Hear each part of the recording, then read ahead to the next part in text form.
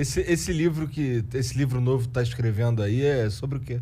Não, o novo vai ser uma coletânea de todas as crônicas que eu escrevo para jornais. Entendi. E o último que eu estou preparando, o original, para relançar, para lançar uma segunda edição, é um livro foi o último que eu lancei em 2016, dezembro de 2016, que conta a história da parte judia alemã da minha família.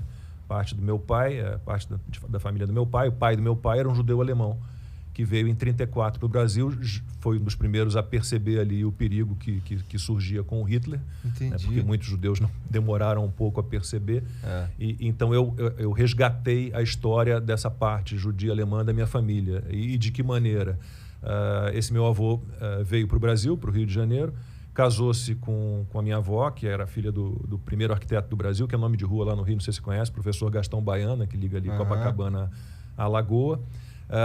E a vida inteira, esse meu avô morreu, eu tinha 3 meses de idade, então eu não o conheci.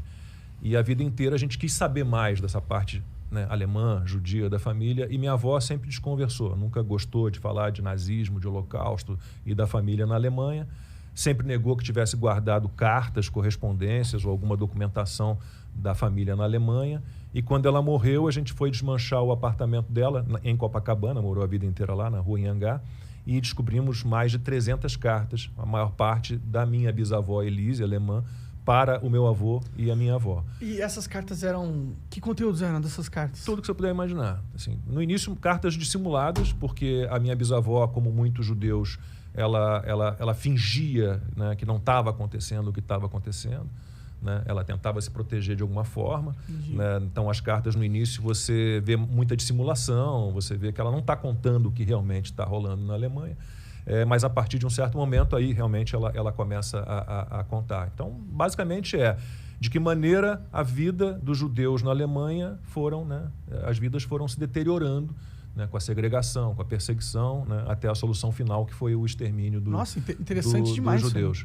E essas cartas, eu tenho minha irmã caçula mora na Alemanha desde 92, então a gente entregou todas essas cartas para ela. Ela teve um trabalho enorme para traduzir tudo, porque era um alemão arcaico, uma letra manuscritas, né, uma letra muito difícil.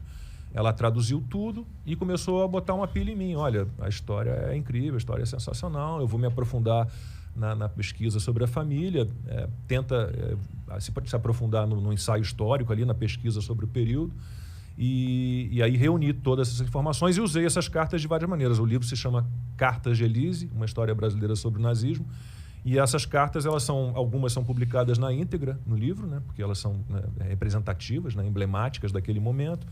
Algumas eu transformo em diálogos, então tem ali uma carta em que ela conta para o meu avô, e veio aqui o Levin, que era o cunhado dela, com um plano, já pensando em fugir da Alemanha, fugir do nazismo, com um plano de comprar uma fazenda em Blumenau, são tantos alqueires, não sei mais o quê.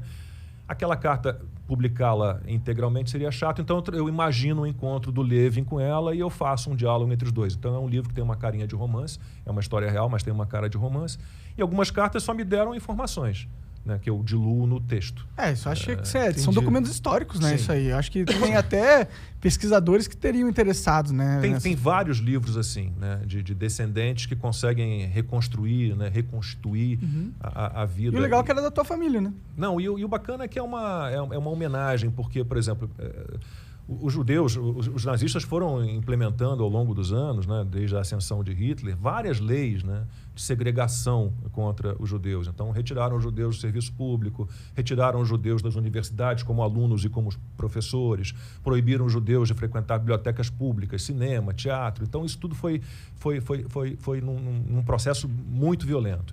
Até que chegou o ponto que fizeram com que os judeus mudassem os nomes, seus próprios nomes. Então, os judeus que tinham prenomes de origem não judaica, as mulheres eram obrigadas a incluir o Zahra, o Sara no nome. Para você saber que o cara era judeu mesmo. Isso. Meu avô era Ernest, eu me chamo Ernesto em homenagem a ele, e ele virou Israel. Então, tiram a sua identidade, depois tornaram todos os judeus apátridas, então tiraram a pátria, eles não eram mais alemães. Então, o livro foi uma homenagem, né, uma devolução à vida da minha bisavó, dos meus tios avós, dos meus primos, todos que foram dizimados pelos nazistas. Né? Isso é uma parte da história humana triste. Que é triste, é chocante, né, Eu já fui chamado de nazista, né? No meu Instagram, uma vez, um desavisado entrou lá e me chamou de nazista. E era Pedro o nome dele, eu nunca esqueci porque é o nome do meu filho mais velho. E eu me lembro bem da resposta. Eu falei, Pedro, me dei o trabalho de responder no Instagram. Pedro... erro. Pedro, eu poderia recomendar a você vários livros sobre o nazismo, vários livros. Mas eu vou recomendar apenas um. Cartas de Elise, uma história brasileira sobre o nazismo, que eu escrevi e conta a história da parte judia alemã da minha família, que foi dizimada pelos nazistas. Não tem nem como tu ser nazista. Aí o menino entra, desculpa, eu não sabia da sua origem. Então tá, nazista não, mas seu direitinho é de merda. Tá, cara. É a mesma coisa, né? Nazista e direitinho de merda. Pra uma galera né? Mas também pra uma galera... Os dois lados radicais estão transformando no país numa briga de quinta série do caralho, que a única coisa que acontece é comida voando de um lado pro outro. Nem comida, né? Porque a comida tá acabando pra galera.